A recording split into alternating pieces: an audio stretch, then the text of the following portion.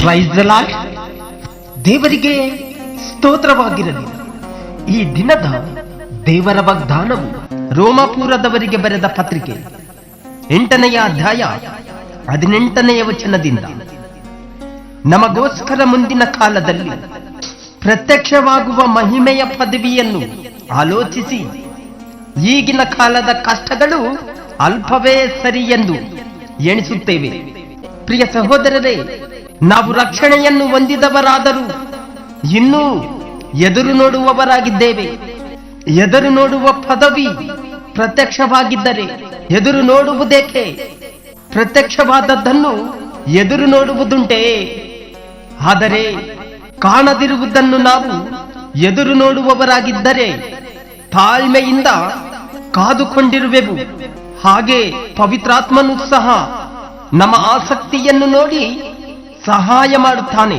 ಹೇಗೆಂದರೆ, ನಾವು ತಕ್ಕ ಪ್ರಕಾರ ಏನು ಬೇಡಿಕೊಳ್ಳಬೇಕೋ ನಮಗೆ ಗೊತ್ತಿಲ್ಲದ್ದರಿಂದ ಪವಿತ್ರಾತ್ಮನು ತಾನೇ ಮಾತಿಲ್ಲದಂತೆ ನರಳಾಟದಿಂದ ನಮಗೋಸ್ಕರ ಬೇಡಿಕೊಳ್ಳುತ್ತಾನೆ.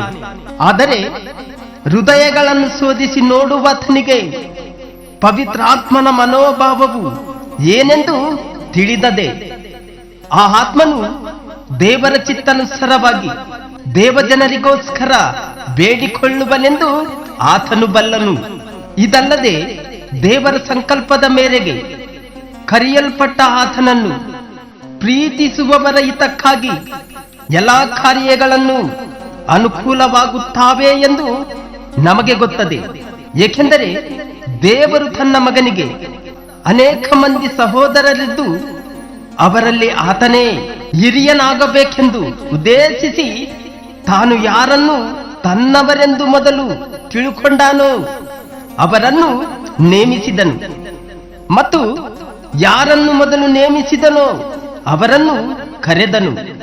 ಯಾರನ್ನು ಕರೆದನೋ ಅವರನ್ನು ನೀತಿವಂತರೆಂದು ನಿರ್ಣಯಿಸಿದನು. ಯಾರನ್ನು ನೀತಿವಂತರೆಂದು ನಿರ್ಣಯಿಸಿದನೋ ಅವರನ್ನು ಮಹಿಮೆ ಪದವಿಗೆ ಸೇರಿಸಿದನು. ಆಮೆನ್. ಹಾಗಾದರೆ ಈ ವಿಷಯಗಳಲ್ಲಿ ನಾವು ಏನು ಹೇಳೋಣ? ದೇವರು ನಮ್ಮ ಕಡೆ ಇದ್ದರೆ ನಮ್ಮನ್ನು ಎದುರಿಸುವವರು ಯಾರು? ಸ್ವಂತ ಮಗನನ್ನು ಉಳಿಸಿಕೊಳ್ಳದೆ ಆತನನ್ನು ನಮ್ಮೆಲ್ಲರಿಗೋಸ್ಕರ ಒಪ್ಪಿಸಿಕೊಟ್ಟಾನಲ್ಲ.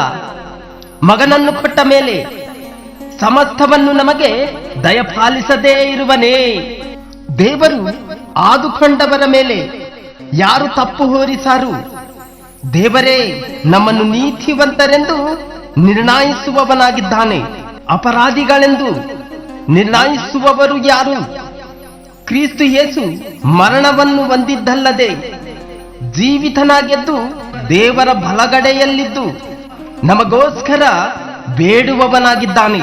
ಕ್ರಿಸ್ತನ ಪ್ರೀತಿಯಿಂದ ನಮ್ಮನ್ನು ಅಗಲಿಸುವವರು ಯಾರು? ಕಷ್ಟವೋ ಸಂಕಷ್ಟವೋ, ಹಿಂಸೆಯೋ, ಅನ್ನವಿಲ್ಲದಿರುವುದೋ, ವಸ್ತ್ರವಿಲ್ಲದಿರುವುದೋ, ಗಂಡಾಂತರವೋ, ಖೇಡ್ಡವೋ, ದೇವರೇ ನಾವು ನಿನ್ನ ನಿಮಿತ್ತ ದಿನವೆಲ್ಲ ಕೊಲೆಗೆ ಗುರಿಯಾಗಿದ್ದೇವೆ. ಜನರು ನಮ್ಮನ್ನು ಕೊಯ್ಗರೆಗಳಂತೆ ಎಣಿಸಿದರು ಎಂಬುದಾಗಿ ಬರೆದಿರುವಂತೆ ಆಗುತ್ತದಲ್ಲ. ಆದರೆ ನಮ್ಮನ್ನು ಪ್ರೀತಿಸಿದಾತನ ಮೂಲಕವಾಗಿ ನಾವು ಈ ಎಲ್ಲಾ ವಿಷಯಗಳಲ್ಲಿ ಪೂರ್ಣ ಜಯಶಾಲಿಗಳಾಗುತ್ತೇವೆ. ಹೇಗೆಂದರೆ ಮರಣವಾಗಲಿ, ಜೀವವಾಗಲಿ, ದೇವದೂತರಾಗಲಿ, ದುರಾತ್ಮಗಳಾಗಲಿ, ಈಗಿನ ಸಂಗತಿಗಳಾಗಲಿ, ಮುಂದಾಣ ಸಂಗತಿಗಳಾಗಲಿ, ಮಹತ್ವಗಳಾಗಲಿ, ಮೇಲಾಣ ಲೋಕವಾಗಲಿ, ಕೆಳಗಾಣ ಲೋಕವಾಗಲಿ, ಬೇರೆ ಯಾವ ಸೃಷ್ಟಿಯಾಗಲಿ ನಮ್ಮನ್ನು ನಮ್ಮ ಕರ್ತನಾದ ಯೇಸು ಕ್ರಿಸ್ತನಲ್ಲಿ ತೋರಿ ಬಂದ ದೇವರ ಪ್ರೀತಿಯಿಂದ ಅಗಲಿಸಲಾರೆವು ಎಂದು ನನಗೆ ನಿಶ್ಚಯ ಉಂಟು. ಆಮೆನ್.